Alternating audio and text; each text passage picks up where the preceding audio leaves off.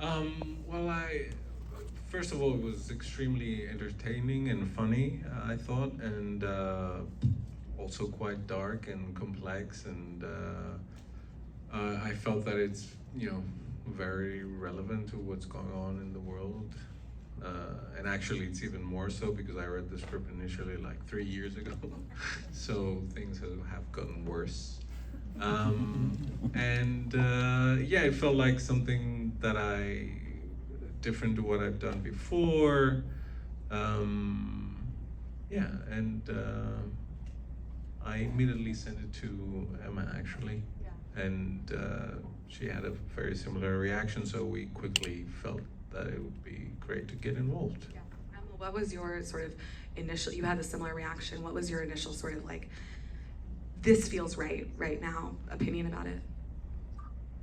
I mean, I think it's so interesting that these two characters are in some ways like two sides of the same coin. I think they both really believe in whatever misguided or complex ways that they are there to save the world and to save humanity from itself or from a parasite that is on the planet.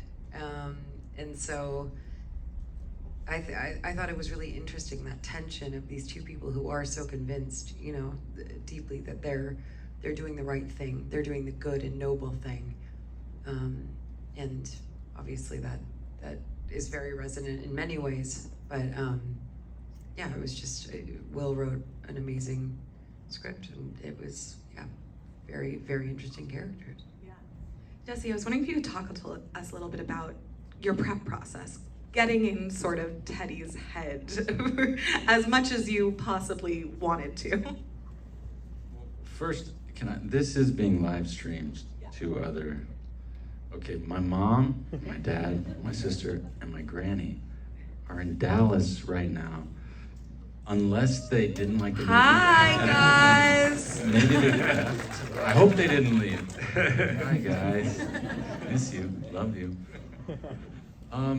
Well, yeah, I mean, the prep process is always a lot of fun because you're kind of just fishing around in the dark, following whatever is interesting, and, anytime you start with a script that is as layered and complex and rich as this, you feel like you have a pretty good head start. So it was really just a matter of, having an excuse to look into the weird dark corners of the internet and watch a bunch of weird documentaries. And yeah, how deep did you get into the weird dark corners of the internet? I don't know. How deep is deep? I don't know. Yeah, I watched a lot of stuff, and I've talked about my friend Trevor quite a bit at this point, and talking about him again. But he's an alien enthusiast. Is Trevor watching? No. Trevor. Say hi to Trevor. But I had many long conversations with him. He's well versed in all alien theories, history, lore. So it was a mix of a lot of different things. Well, I mean, one of the things that's so fascinating about this character, Teddy, is that I think we all have these preconceptions of who these guys are who sort of spend all their time on the internet, but it is a deeply empathetic portrayal, both in what you did, Jesse, and what you wrote, Will. And so I was wondering how you approach that in the writing, Will, of sort of crafting this character who the audience probably going in has some thoughts about. Yeah, I mean, probably a lot of it was just a bit of, maybe stealing a little bit from the way I was feeling at the time, and I probably have continued to feel this way, a feeling of occasional alienation and isolation, not really understanding what is happening to various civic institutions, and not really feeling a great sense of connection to American democracy, if it's still called that, and and being a little bit, I wouldn't say I subscribe to any conspiracy theories, but maybe feeling not Like I can fully trust whatever the official story always is, and so it wasn't then too great of a leap to try and imagine someone who kind of creates their own story, because the story they're being told is not very compelling to them anymore, if it ever was, and trying to create their own truth or their own reality, which in Teddy's case ends up being, I continue to insist, mainly true, despite I have a few notes on his tactics, but for the most part, a lot of what he believes is not unfounded. So, yeah, it's strangely, maybe scarily, I didn't find it that difficult to access Teddy as when I was writing him. Jesse, I was wondering if you could talk a little bit about working with Aiden Delvis, who plays your cousin, and there is so much of that empathy, and there's such tenderness to these moments, and so I was wondering if you could talk a little bit about that. Yeah, well, I think some of it was just my natural affinity for who he is as a person. I mean, some of it felt pretty instant. And I think, just meeting him for the first time, we had the first time the three of us met him in person was for a camera test for this VistaVision camera that we were using. And we had seen his tape, which was great. And we were all fairly nervous, and he strolled in and was just kind of like, "What are you guys doing here?" And yeah, I just very quickly really liked him, and liked his honesty, and the more I got to know him, the more I felt that way. And as an actor, to get to work with someone that hasn't done it as much, it was his first film. There were so many moments where I felt like I could see the shift happen in his eyes, where something changed, and this sort of his personal life experience and Don's circumstances and these scenes sort of started to merge, and it was a really special thing to get to witness and be a part of. You mentioned the VistaVision camera, and I wanted to ask you, Yorgos, about shooting in VistaVision, why you wanted to for this project. What was it like where you've worked with Robbie Ryan, your cinematographer, many, many times at this point, but how was that, why was VistaVision so important to this for you? Well, it's always important, it's just difficult to make it work. I don't know how many people care about VistaVision here, but We're at the Alamo, I feel like yeah. people care about okay. that. Yeah. Okay, let's geek out. So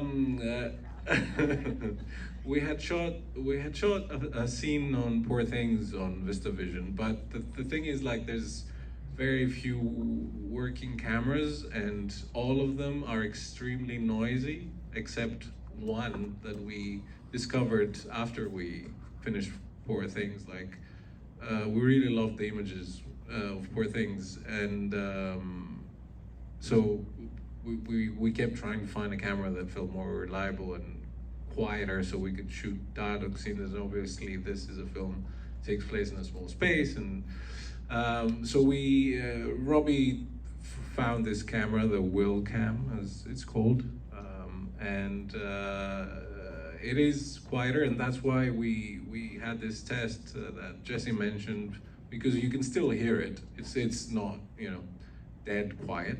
So I wanted to see if Jesse and Emily were gonna be thrown off the noise, while we're filming the scenes, but it didn't seem to be a problem, and that's where we made Aiden. And so VistaVision is like a larger format, which is not, used that much. Well, apparently, though, the last couple of years, it's having a resurgence. And I have to say, like, it takes a real commitment. Like, it's really tough. Like, the cameras are really temperamental, and it's like having like a bit of a diva on set, and like, when they don't want to work, they don't work, but we all felt that it kind of fitted the story in a kind of strange way, because the the images that it produces, the tonality, the richness, the depth, the juxtaposed to this claustrophobic environment in these contained spaces. It just felt that it elevated kind of these characters in an iconic kind of way. So yeah, although it kind of took half of the room, I think it was worth it in the end. And you kind of get used to it, and it's like, there's no other way of making movies after a while. Like after a few days, it's like, that's how you make movies. Like you need 5 people to move the camera, and then it takes, 10 minutes to change the magazine, and yeah, but yeah. I was wondering if you could talk a little bit about sort of, everyone's seen the movie here, so we can be a little bit spoilery, and everyone on the live stream has seen the movie, but there's a very sort of needle that you're threading sort of in this performance where, who is this woman, creature, wherever she is. And so I was wondering if you could talk a little how you approached her, like how you sort of thought about this, and especially in these back and forths with Jesse, pleading your humanity.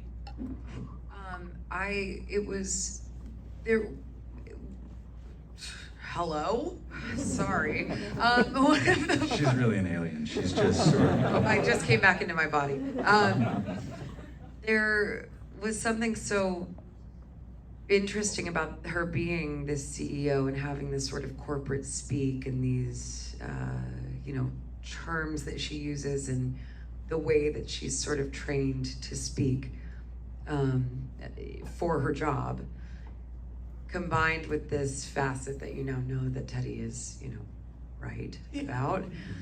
And a big part of what I was thinking about was actually people watching this film for the second time, and how that would all kind of work together, and if it would make sense, and if there are moments that are, we talked about, I don't know if any of those kind of came in, any of the like hinty eye thing. Did any of that come in? Yeah. Just in the very beginning? There were some things that we were kind of trying throughout filming that are like a tiny tell that that maybe he's right, but I didn't know if that made it in as much. I think I saw some weird things, but I didn't know that you guys had a hinty eye thing. We had a couple of little things that are maybe more noticeable the second time around, or if you're me, never. I've seen the movie so many times and didn't know if they made them in. But yeah, there were some little moments like that, but it was also just, the way that the character is written is so great because she is so sort of watching herself as well. Yeah. That it was a fun one to try to figure out. Yeah. I was wondering if you and Jesse could talk a little bit about sort of this fight sequence that happens very early on where you're kicking off your heels and going at it. Oh, yeah. Can you tell us a little bit about sort of staging that and making that happen? We did a lot of stunt choreography, which kind of feels like dancing after a while. And what do you want to I was just trying to look really cool, and I think I did, right? And you did. Yeah. We lost the heel, remember? It went so I far up that we couldn't find the shoe. Yeah, it went to the roof. Went on the roof. They did retrieve it after all. But yeah, it was, to do all of that in Jennifer Aniston masks, it's really Jennifer Aniston. a feat. And then you were either in high heels or then barefoot, Yeah. sprinting. So, and we did long takes of that too. Yeah. So it was a big accomplishment once we got that wide shot. We were so happy Yeah. once it was over. Yeah. Yorgos, there are 3 music cues throughout this movie, and they all feel very, very pointed. You have the Chappell Roan, you have the Green Day, and then obviously you have the Where Have All the Flowers Gone at the end. And so I was wondering if you could talk a little bit about those selections. Well, Chappell is Emily's idea. Thank you. Apparently, I learned. He knows. I know. No, I mean, there were different cues in the script, but when you start building the film for real, and the character, and you realize the script wasn't that great after all. There it is. It's like an initial excitement, and you read it and you go like, no, I'm just kidding. But in terms of like, details like that is always fun and interesting to. They build up as you're exploring the characters, figuring out the costumes, their car, their house, whatever. So it felt, that I was researching in that direction, but then Emily came up with the idea of Chappell Roan. You so Which I didn't really love in the beginning, and then I was convinced. Is that right? How did you convince him? Just so force. Such a great song. Force. It's good. It's the perfect song. It's Yeah, the perfect song. Perfect. Okay. And then I liked it, I guess.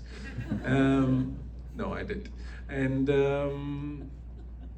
also the other cue, I actually changed it quite late in the editing process, because there was the Green Day one, yeah.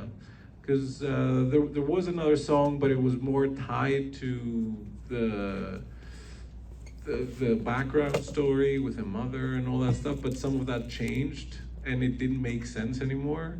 But it was there, and it didn't, for some reason it didn't make sense.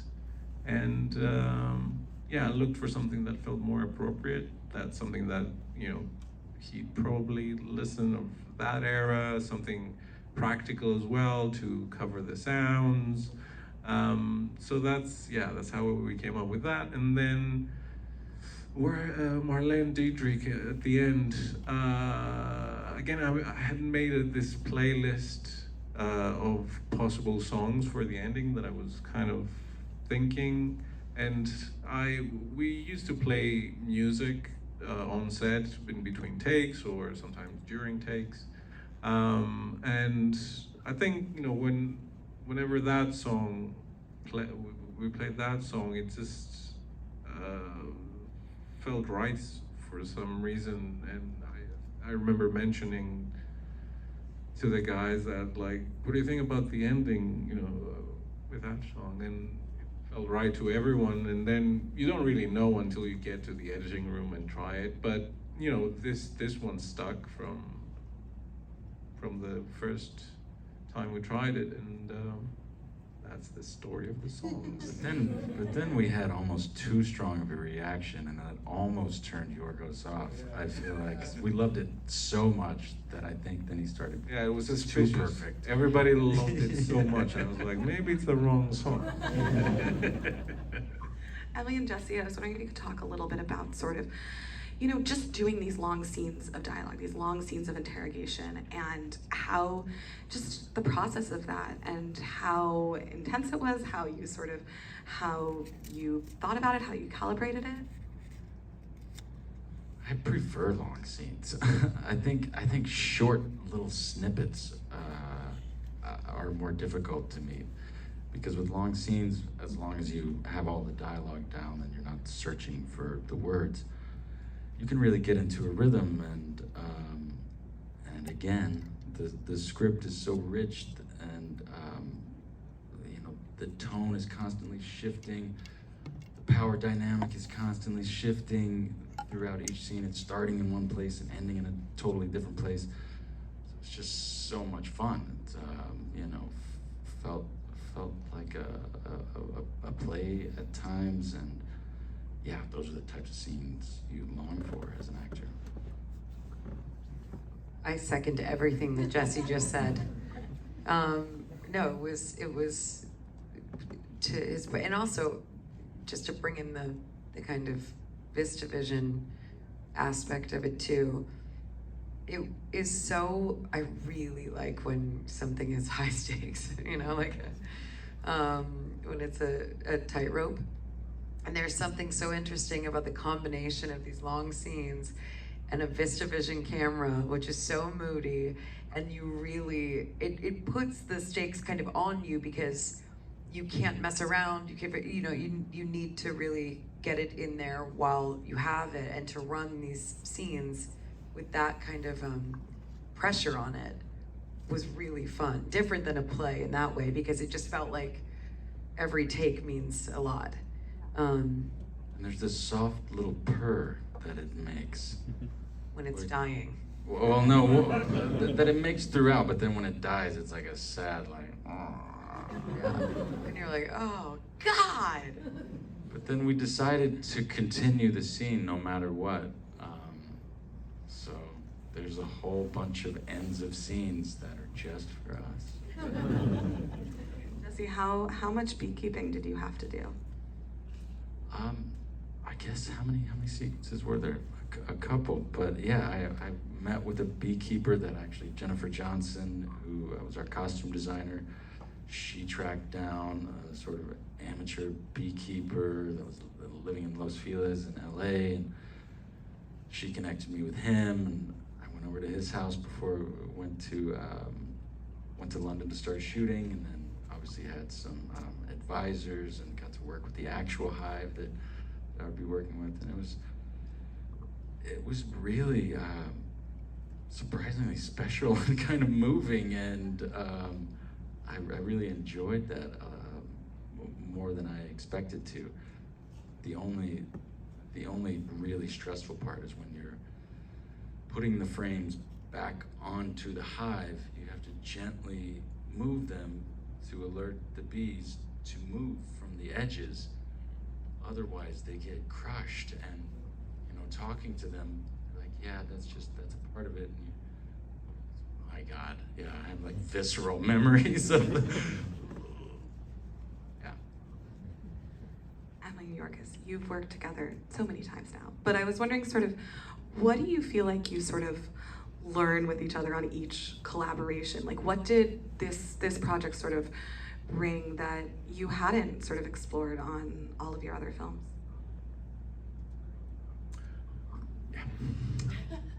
Well, she has great taste in music, I learned.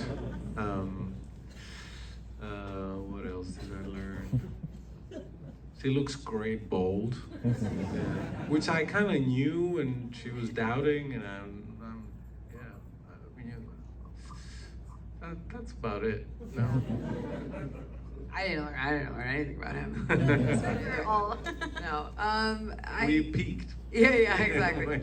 No, I think it's just such a beautiful, rare, incredible thing to find somebody that you really trust and respect their taste so completely. And I think there's also, and to be lucky enough to get to tell these incredible stories together, but also so many people, like you said, like with Robbie and obviously Jesse and Jennifer Johnson, our costume designer, and our first AD Haley, and our first AC Olga. Like, there's so many people that have come back multiple times to do these things that it just really it starts to feel like a traveling circus a little bit, telling different stories and exploring different things. And so there's a real kind of like safety in the atmosphere and trust, and everybody gives so much to it that it's a very